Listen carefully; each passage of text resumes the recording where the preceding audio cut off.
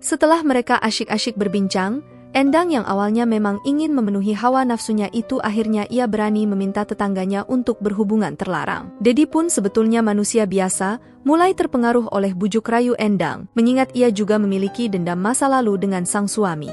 Mereka pun mulai merencanakan perbuatannya tersebut ketika Agus pergi ke sawah. Assalamualaikum warahmatullahi wabarakatuh. Sahabat Nusantara yang dirahmati Allah. Di video kali ini, kita akan kembali membahas kasus atau kisah nyata yang terjadi di Indonesia.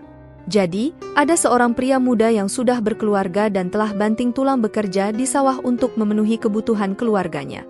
Namun, di belakang itu semua, istrinya malah melakukan tindakan yang tidak termaafkan bersama tetangganya. Hingga pada akhirnya, sang istri pun mulai merencanakan niat jahat bersama tetangganya itu kepada suaminya sendiri.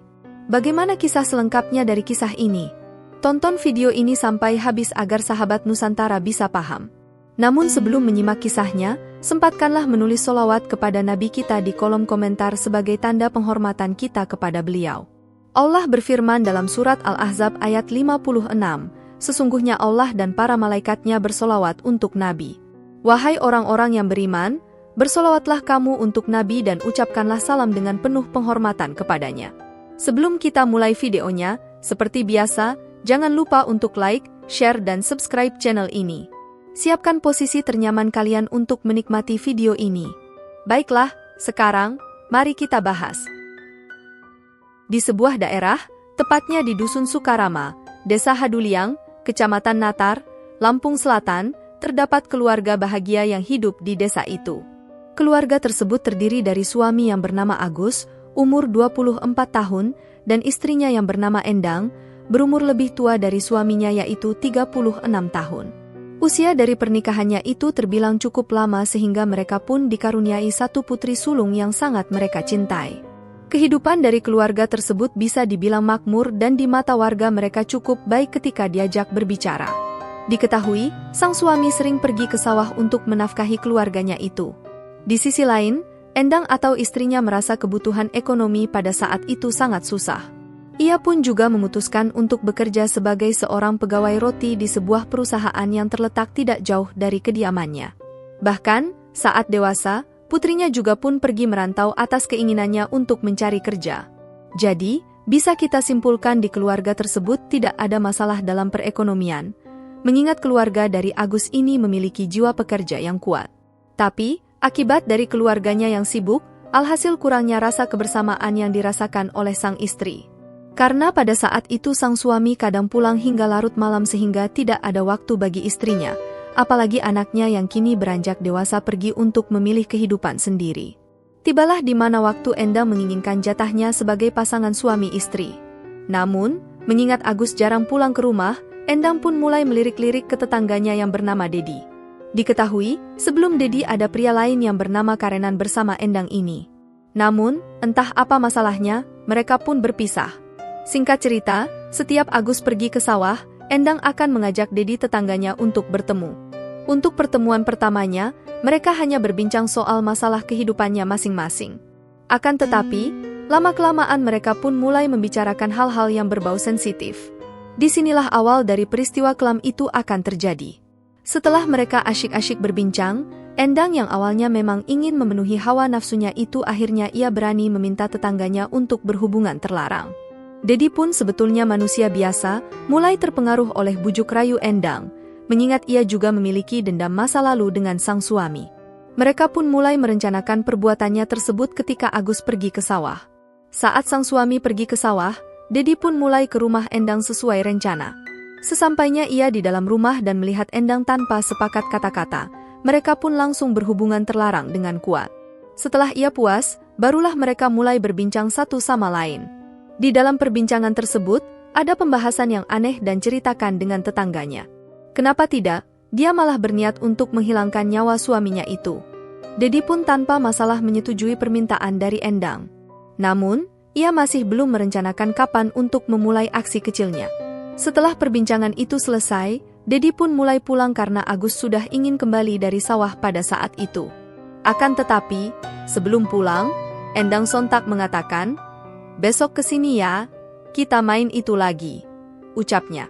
Setelah berhari-hari berlalu, Endang dan tetangganya itu pun sering melakukan hubungan terlarang ketika suaminya ke sawah. Padahal, suaminya pada saat itu masih berumur 24 tahun yang bisa dikatakan masa-masa primanya. Tibalah pada satu waktu dini hari, Endang pun ketahuan diam-diam mendekati pria yang bernama Farhan yang ia kenal sebelumnya. Padahal sudah pisah, Farhan sering menghubungi Endang sehingga membuat keluarganya bertengkar hebat. Pertengkaran hebat itu diketahui Dedi yang diam-diam juga memacari Endang. Sayangnya, Agus tidak tahu Endang berselingkuh dengan Dedi, tetangga depan rumahnya. Di sisi lain, Agus yang gelap mata ingin menghabisi laki-laki itu. Mengetahui hal itu, Endang pun mulai terpikir sesuatu. Ia kemudian menghubungi tetangganya tersebut.